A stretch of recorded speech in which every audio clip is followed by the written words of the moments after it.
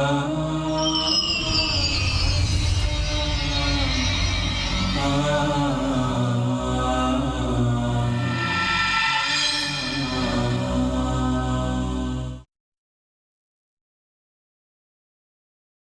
عليكم ورحمة الله بسم الله والحمد لله والصلاة والسلام على رسول الله وعلى آله وصحبه من والاه وبعد أشهد أن لا إله إلا الله وحده لا شريك له وأن محمدا عبده ونبيه ورسوله.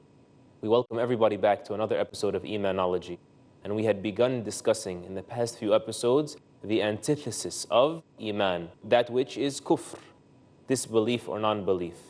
After discussing the definition of kufr and the types of kufr and its major and minor forms, we move on, inshallah azza wa jal, to discussing shirk.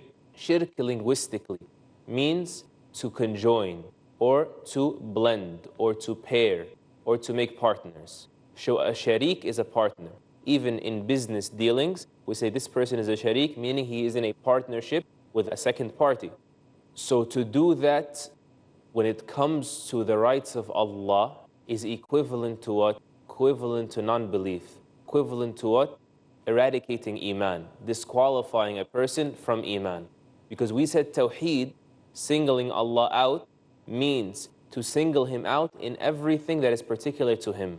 Therefore, shirk is to associate a partner with Allah, to set up a pair to Allah, a rival with Allah in anything that is exclusively particular to Him. And kufr and shirk, we said, for the most part, as Imam al-Nawawi rahimahullah mentions, and others, he mentions it in Sharh Sahih Muslim, his explanation of the Sahih Muslim collection, that they are interchangeable for the most part. Wherein a person that is guilty of kufr is actually guilty of shirk. And a person that falls into shirk has, in a sense, and most of the time, fallen into kufr very clearly as well. So for example, if you were to ask a person, do you believe in Muhammad sallallahu alayhi wasallam? And they say, I have disbelief in Muhammad sallallahu alayhi wasallam. Do you believe in the Quran? No, I do not believe in the Quran. So that is clearly kufr. They disbelieve. They are rejecting that, refusing to believe in it, and that is kufr. At the same time, this is shirk, because Allah subhanahu wa ta'ala had revealed to them the proofs and commanded them to accept them, and they say, no, I refuse to accept them. So it's as if they have equated themselves with Allah and given themselves the right to infringe upon the rights of Allah subhanahu wa ta'ala. And that's why when Adi ibn Hatim, may Allah be pleased with him, heard the verse of Allah subhanahu wa ta'ala about the Jews and the Christians that is mentioned in the Quran, that they took their monks and their scholars, their rabbis, as lords alongside Allah, as they did with the Messiah, the son of Mary, وَمَا أُمِرُوا إِلَّا لِيَعْبُدُوا إِلَهًا وَاحِدًا. And they were commanded to do nothing but worship only one God, is worthy of worship but Him. Subhanahu amma yushrikun. Glorified He is above the partners they can join with Him. He said, O Messenger of Allah sallallahu alayhi wasallam, we didn't used to worship them, the rabbis and the monks, taking them as lords besides Allah. How is that when we didn't worship them? He said, O Adi, did they not permit what Allah had prohibited and prohibit that which Allah had permitted, and you accepted that from them, meaning you knew that they were undermining the legislations of Allah and still you accepted it? Isn't this what is done? There is a rabbinical code alongside, rather superseding the code of the Torah and the Injil and the likes. Didn't people from this belief system ignore the commandments of Jesus, the son of Mary, and in place of that say, all you have to do, you can ignore the rules. The new rule is just believe, and if you believe by the grace of God, you need not do actions. He said, O Adi ibn Hatim, did they not permit what Allah had prohibited and prohibit that which Allah had permitted, and you accepted that from them? So Adi ibn Hatim, who was formerly a Christian, he said, yes, this is what was happening in our religions. He said, Tilka ibadatuhum. That is how you worship them alongside Allah. That is how you devoted yourselves to them and have taken them as lords alongside Allah subhanahu wa ta'ala. So this verse clarifies that kufr and shirk occur in the same manner and at the same time. Now we move on, inshaAllah azza wa jal, to the types of shirk. If we've established that kufr and shirk are interchangeable, therefore that which is defined as kufr can be defined as shirk. And the categories of kufr can have a parallel in the categories of shirk. So the same way that kufr has major and minor forms, likewise, shirk has major and minor manifestations. And these major and minor manifestations, just to be even clearer, can occur in a manner that's apparent and in a manner that is hidden. And we're going into such detail so a person may be on edge to protect himself and safeguard the most valuable treasure in his life, this iman of his that we're studying. So major shirk, a major form that removes someone beyond the pale of iman, right? Not the minor form, which is a lesser degree. The major form of shirk that is apparent is like what? An example of that is worshipping a grave, prostrating to a grave, or dedicating an act of devotion to a statue or an idol. So that's a major form of shirk that is apparent. A major form of shirk that is hidden is what? Is to carry a belief that someone is comparable to Allah, or something is equal to Allah, or equal to Allah in anything that Allah deserves to be singled out with. Like polytheism, to believe in multiple gods, to believe that Allah subhanahu wa ta'ala is to be worshipped and others are to be worshipped as well, or can be worshipped as well. Likewise, a major form of shirk, even though most people don't realize it, that is hidden is what? Atheism, to believe there is no God at all. In reality, this is shirk. Why? Because this is to say that everything has its own intrinsic power. Everything has its own will and determination, and Allah's will does not supersede it all. So as to say that everything respectively is over all things capable, or at least in a limited frame. So an atheist in reality is a polytheist. He has countless gods, because he says that every single thing exists on its own, can do on its own. There is no maker, there is no provider, there is no originator for the universe. Allah, the King of Kings, is not acknowledged by him. So this is shirk, in attributing power to objects in the universe rather than the entire creation. The minor form of shirk. There is a minor form of shirk that is apparent as well. Like what? Like using amulets, talismans, things that are carried around or hung upon the neck or a bracelet for luck. The Prophet ﷺ told a person, this will not benefit you, it will only increase you in weakness. Rather, this is a form of shirk. And if you remember, we said that kufr, the minor form, and we can also say this about shirk, the minor form, is that which has not removed you from Islam, but subjects you to quite possibly falling out of it later. So using an amulet, a person has a belief that it will benefit them. And ultimately, if their reliance falls upon that, instead of Allah subhanahu wa ta'ala, or they're more trusting in that and begin to believe this in and of itself can help, not that it's a means that Allah will allow it to help, in and of itself, that would remove them from Islam altogether. Rather, we say, using an amulet as a source of blessings, when Allah did not deem it to be a source of blessings, this is a form of shirk. To assume, and this is an apparent form of minor shirk, to assume that it can benefit you. You can say, but there are things that bring us blessing and protect us. We say, yes, when Allah is the one that determined for you that it can benefit you. So when Allah did not tell us that the rabbit's foot is lucky, and surely it's not lucky because it didn't benefit the rabbit lost its foot, right? So to assume that implies also that you're lying upon Allah subhanahu wa ta'ala. You're lying to say that this will benefit, and Allah has chosen to give this a source of power and benefit in and of itself. And this is not true. But Allah has determined that certain things benefit.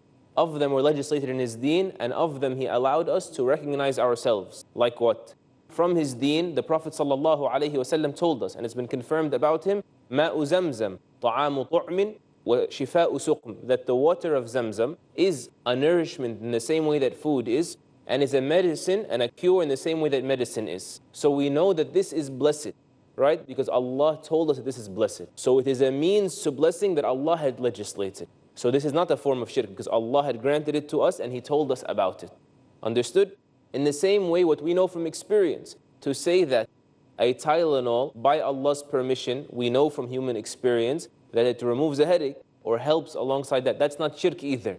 But to make up a superstition that could lead to kufr, that's, He called it, sallallahu alayhi wasallam, a minor form of shirk. A talisman or an amulet, because it could lead to kufr, it is made up based on a speculation and a speculative belief that it can benefit. That is a form of minor shirk because it could lead to it. So the guideline with regards to this is whatever is taken as a means to benefit. When the Sharia didn't call it a means of benefit, like Zamzam, or human experience recognizes a means of benefit, like Tylenol, like, a painkiller medicine, then this is minor shirk. That's the definition with regards to it. Also, there's minor shirk that is hidden, like what? Like believing in bad omens. As the Prophet ﷺ said, الطيرة that believing in bad omens, jinxes, if you will, shirk. He called it shirk, sallallahu alayhi wasallam. Why? Because it implies assuming bad of Allah subhanahu wa ta'ala, as the scholars mentioned.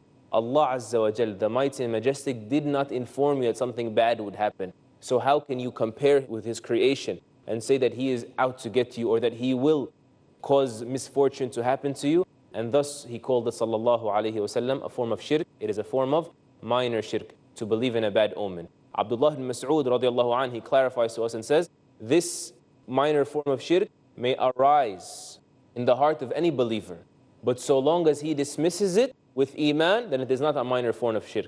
Meaning to base your actions, to accept that this is a bad omen, seeing a black cat, or walking under a ladder, or a Friday coinciding with the 13th day of the month, any of these things, to accept that and allow it to settle in the heart, and to presume bad about Allah, that a misfortune will befall you, this is a form of minor shirk, as the Prophet ﷺ had said.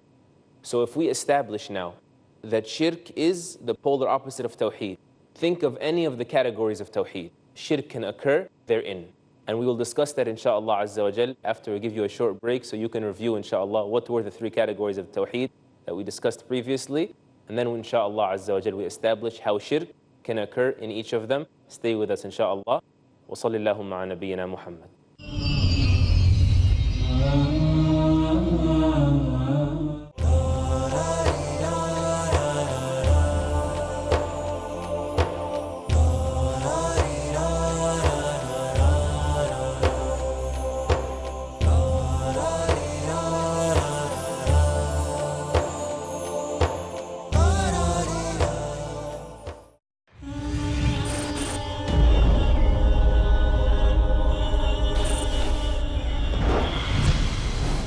Although Christianity doesn't have a single credible source to justify her claims of the crucifixion, she yet continues to propagate her myth. They do this by hiding many of their deceptions behind cleverly designed doctrines.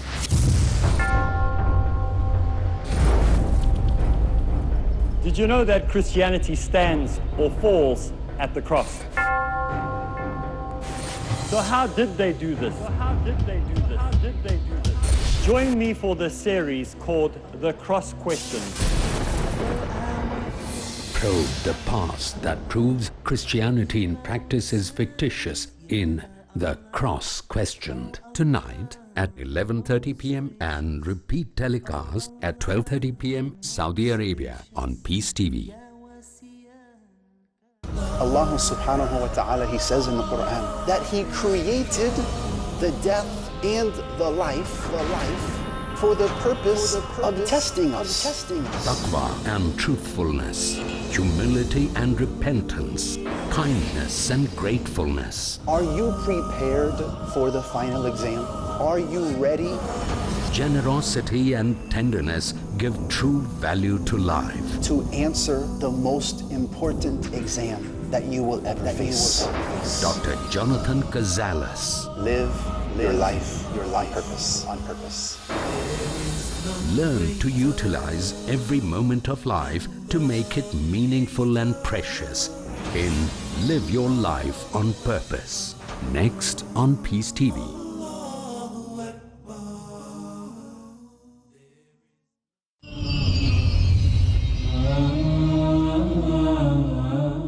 Assalamu alaikum wa rahmatullah. Bismillah, alhamdulillah, wa salatu wa salamu ala rasulillah, wa ala alihi wa sahbihi wa man walahu wa ba'd. In the name of Allah, all praise and glory belongs to Allah. And may His finest peace and blessings be upon the Messenger of Allah and his family and his companions and all those loyal to him. We welcome you back, inshaAllah Azza wa Jalla, as we try to conclude, inshaAllah, this quick discussion on shirk and its many forms and types. So we said shirk has a hidden manifestation and a apparent manifestation. And both the major and minor forms of shirk can occur on that hidden level and on that apparent level. To further reiterate what we've studied about the categories of tawheed and how that can be countered with kufr and shirk, we said that tawheed can be described as having, though this is just one of the scholarly ways of explaining it, other methods can be used as well. It's described as having three categories, right?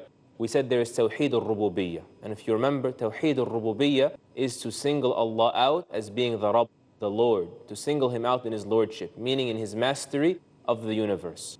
So, if that's what Tawheed al-Rububiyyah means, then shirk in Rububiyyah, the opposite of Tawheed, is to associate partners with Allah in His Lordship. So, shirk in Uluhiyyah, to associate partners with Allah in His right to be worshipped, could occur by saying a statement, or performing an action, or making an intention that should solely be for Allah, and devoting it to another instead of Allah, or devoting it to another alongside Allah subhanahu wa ta'ala. An example of that, as we gave before, is to go and worship a grave or the likes.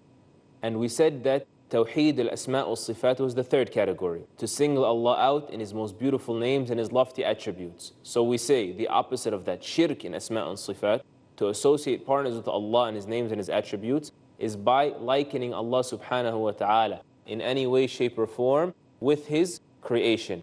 We said that Allah subhanahu wa ta'ala, nothing is comparable to Him. وَلَمْ يَكُنْ لَهُ كُفُوًا أَحَدٍ, and there is none comparable to Him. So to compare anyone to Allah in any way, the Creator with the creation, this is shirk, associating partners with Allah in His names and His attributes.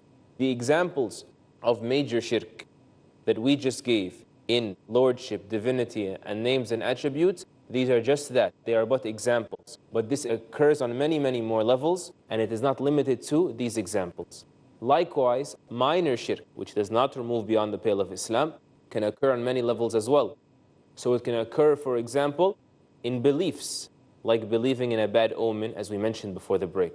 It can also occur in statements. For a person to say a statement that our Prophet ﷺ informed us was symbolic of shirk, or it was itself shirk. So for example, he said ﷺ, "Man halafa bi ghayri Allahi faqad ashrak." Whomever swears by other than Allah, right? To swear by the sun or the moon or the mother of his baby or his mother or otherwise, whomever swears by other than Allah, faqad ashrak. He has associated partners with Allah, he has committed shirk. How? Because Allah is the most great. So you swear by mentioning what is most great in your heart. So when you swear by other than Allah, it's as if you're saying they are as worthy as Allah to be sworn by. And thus it was called shirk. So he said a person that swears by other than Allah has committed shirk. And that's why he said, sallallahu alayhi wa sallam, in another narration, whomever is going to swear, then let them swear by Allah or remain silent. There is no other option. Another way that a person can commit shirk, a minor form, in the words that he utters, is to say a word that insinuates that matters are all up to other than Allah, even if it's implied. So, for example, if someone were to say, "Were it not for the guard dog, I would have been robbed last night," as if to say this was the only factor impeding it. Rather, we say, out of manners with Allah, to protect that station of Tawheed in our hearts, to say, were it not for Allah subhanahu wa ta'ala permitting or having or destining, decreeing that the guard dog be there. Ultimately, it's up to Allah subhanahu wa ta'ala. We learn these manners from who? From the Prophet sallallahu alayhi wasallam himself. When he heard a man saying, "Ma sha'Allahu wa shi't," what Allah wished and you wished. Meaning whatever Allah wants and you want, O Muhammad, I'm ready to do. I am sincerely willing to devote myself to whatever is pleasing to Allah subhanahu wa ta'ala. Whatever Allah wills and you will, since you're His messenger, I'm going to do it. This is what's intended. But his wording was what? Whatever Allah wills and you will, O Muhammad. So he said, sallallahu alayhi wa sallam, "Aja'altani lillahi nidda." Have you made me an equal to Allah? Obviously the man is showing his readiness to embrace Islam and all the implications of Islam. But that wording entailed what is unbefitting. Rather, Allah must be singled out even in the way we speak about Him. We don't speak about Him casually. The Lord of the world, the Creator in the heavens and the earth, our Lord and our Master. He said to him, "Have you made me a rival to Allah?" Rather say, "Ma sha'Allahu wahda." Say what Allah alone wishes. In another narration he said, you can say, "Ma sha'Allahu thumma shi't." Whatever Allah wants and then what you want. Notice the importance to separate, not conjoin, even implied, any partners with Allah in wish and will or otherwise. In another report, the Prophet ﷺ entered a masjid and he found one of the Muslims standing on the minbar giving khutbah. And the man was saying, "Man yuti'i Allah wa rasulahu faqad rashad." Whomever obeys Allah and His Messenger has been guided aright. وَمَن يَعْصِهِمَا فَقَدْ غَوَى. And whomever disobeys the both of them. He didn't say Allah and His Messenger. He said, and whoever disobeys them both has certainly gone astray. So the Prophet ﷺ said, how awful a preacher you are. How can you teach the people speaking like this? He said, rather say, whomever disobeys Allah and His Messenger. Notice how delicate the subject is. He said, whomever disobeys them both has gone astray. And the fact is true, disobeying Allah and disobeying the Messenger ﷺ in reality is one thing, because the verse says, مَنْ يُطِعِ الرَّسُولَ فَقَدْ أَطَاعَ اللَّهِ. Whomever obeys the Messenger has obeyed Allah. But to protect that lofty station of Tawheed, he considered this a form of equating someone with Allah subhanahu wa ta'ala. Even the Messenger ﷺ, and he said, how awful a preacher, don't ascend the minbar again. How can you say, and whomever disobeys them both? Rather say, whomever disobeys Allah and His Messenger. Because we and all we are, we belong to Allah subhanahu wa ta'ala. Also, minor shirk can occur in intentions. Like the hadith in Sunan ibn Majah, wherein the Prophet ﷺ said, I fear for you the hidden shirk, the minor shirk. What is that? He said, a man stands to pray, and then he continues to beautify his prayer because of what he recognizes of people's views upon him. People looking at him, watching him pray, so he wants to pray more impressive. So he's praying for Allah, or he's praying to Allah, we should say, but of his motive is also for the praise of the people. Had he prayed to someone else, that would be major shirk. But he was praying to Allah, but there was shirk in his intentions here. There was a mix-up, and this is a minor form of shirk once again. So these are of the minor forms of shirk. Also, a minor form of shirk when it comes to actions is for a person to visit a fortune teller.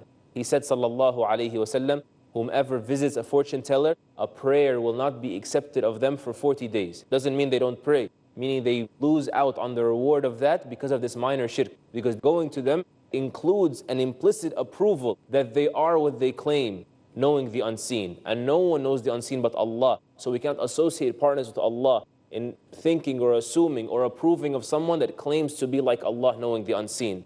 And we say that whomever goes to a fortune teller, and this is the Prophet ﷺ's words, another hadith now, goes to a fortune teller and believes what they said, then that is no longer minor shirk. This is major shirk, because Allah subhanahu wa ta'ala said that no one knows. قُلْ لَا يَعْلَمُ مَنْ فِي السَّمَاوَاتِ وَالْأَرْضِ الْغَيْبَ إِلَّا اللَّهِ. No one in the heavens and the earth know the unseen but Allah subhanahu wa ta'ala. So he said, whomever goes to a fortune teller, their prayers are not accepted for 40 days. Why? Because this is a form of minor shirk, to simply be there and to go there with your own volition. And whomever goes to a fortune teller and believes them in what they say, فَقَدْ كَفَرَ بِمَا أُنزِلَ عَلَى مُحَمَّدٍ. He has disbelieved altogether and what has come down upon Muhammad sallallahu alayhi wasallam. And that differentiation pulls us to a very important point that we should note before closing. And that is that a minor form of shirk could lead to major. We've established that. How can it lead to a major? There are two ways that the scholars mentioned to us so that we can be very careful regarding them. The first of them is that when they're accompanied by an action, like going to a fortune teller and then believing that what they say is true. Of the examples that the scholars mention in this regard as well, is that a person believes, for example, that someone is just as worthy of Allah to be sworn by. Swearing by other than Allah is minor shirk. But to believe he's just as worthy, a belief accompanying that shirk of the tongue, makes it a major shirk as well. The second way that minor shirk can be turned into major shirk is when a person continuously does acts that are of minor shirk. So his iman plummets to a degree that a point can come wherein major shirk is acceptable to him as well. So for example, a person that shows off, we said showing off is a form of minor shirk, doing for the praise of the people, shirk of the intentions. So if a person continues doing that, may Allah forbid and protect and shield our hearts from such a fate and blindness. A person can get to a point where they no longer do except for ulterior motives, that they only act now for worldly gains. And we say, to conclude and come full circle to all this, why all these classifications? Why did the scholars go to such lengths to categorize for us the definition of kufr and its types, and the definition of shirk and its types? Because of the ultra-sensitive nature of this subject. First of all, the hadith of Abdullah ibn Umar in Bukhari and Muslim. The Prophet ﷺ said to us, أَيُّمَا رَجُلٍ قَالَ لِأَخِيهِ يَا كَافِرْ فَقَدْ بَاءَ بِهَا أَحَدُهُمَا. Any man who says to his brother, "O you disbeliever," then it has landed on one of them. Either it is true what you said, or it will come back and befall you. So a person needs to be careful to not simply take a text or a hadith, an ayah, or a statement of the Prophet ﷺ out of context, right? And they say, oh, this has shirk, this person has fallen beyond the pale of Islam. And that's why we're going to try to dedicate an entire episode, in this, our next episode upcoming, inshallah, and we hope you'll be with us for it, on the difference between kufr and ascribing a person to kufr, and takfir itself, to accuse someone of being an outright non-believer or disbeliever. The second ultra-sensitive subject tied to this is that there are rulings in Islam based on knowing this belief. As we said, these are definitions that we must come to know, because there are serious rulings based on them, like who we can marry and who we can't marry, right?